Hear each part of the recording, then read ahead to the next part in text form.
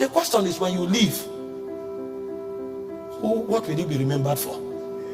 There's no house you build that will last for more than 60 years. The world is moving too fast for your house to be relevant for 60 years. There's no car you buy that will be relevant for more than 10 years. There's no money you have in any account that can exist beyond 2 generations. And so the question is, when you leave, what will you find about you?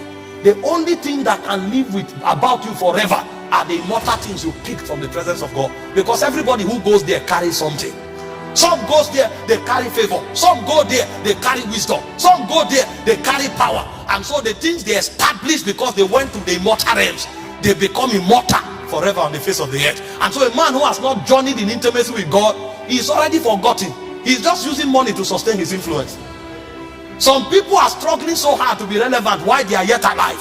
Some men have died and they cannot be forgotten because of where they went to and the things they taught. Do you think you call your child David because you love the name David? No, you don't love David. That name has no meaning to you. It is because of who bore it and who he became in God. And so when you call your son David, you are actually reminiscing on the immortality of a man who has walked with the Spirit.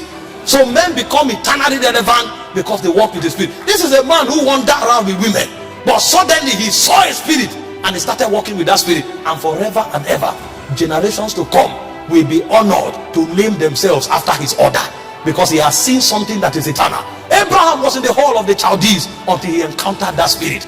And when he met that spirit, forever and ever, you and I became the children of Abraham. Somebody may be making 1 million a month, 10 million a month, 20 million a month, and he said, I am doing well. And then they look at you from Zion, they say, you've never come here. How come? How come we've never seen you? If we don't see you and you don't come here, how can you now attach purpose to the money you have? The money you have will now become the basis of your condemnation. Because when you go to where they whisper to the souls of men, they will tell you it is not about the money, it's about the purpose of that money. And you can never have an understanding of that purpose with your brain. It will be shown to you. And so the first true benefit of prayer is that in prayer, men are invited to walk with God. This is why the patriarchs of old exalted prayer, because they knew that outside of God they were nothing. And because they now know God forever and ever, their names will never be forgotten. Did you not read about Elijah? Elijah had to be invited to the earth 4 times. God said, no, you have known the glory too much for us to let you go. So you will not die. We will preserve you for another generation. They said the spirit of Elijah came back. And after the spirit of Elijah came back, the 2 witnesses will still come back. A man becomes immortal like God because he has walked too close with God for a world to forget him. Intimacy is what provides for you the benefits of immortality. No matter the money you have, no matter the position you occupy, you will be forgotten unless you touch something that comes from the Spirit that is eternal. And so the first benefit of prayer is intimacy. Men of old were wise. They gave their all to prayer. Daniel was in Babylon. The king said nobody should pray to any other god. He was willing to risk his position and to risk his freedom for prayer, because outside of intimacy he has no freedom in the first place. And in Daniel 6:10 the Bible said 3 times. So if you are praying 3 times when they gave a law that nobody should pray, how many times do you pray when there's no law?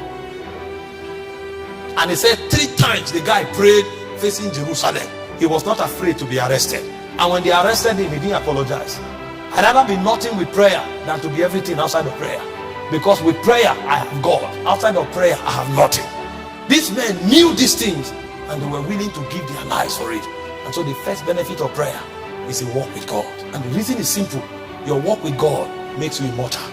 Every other thing you touch will ebb away with time, but the things you pick from the realm of God, they will outlive you.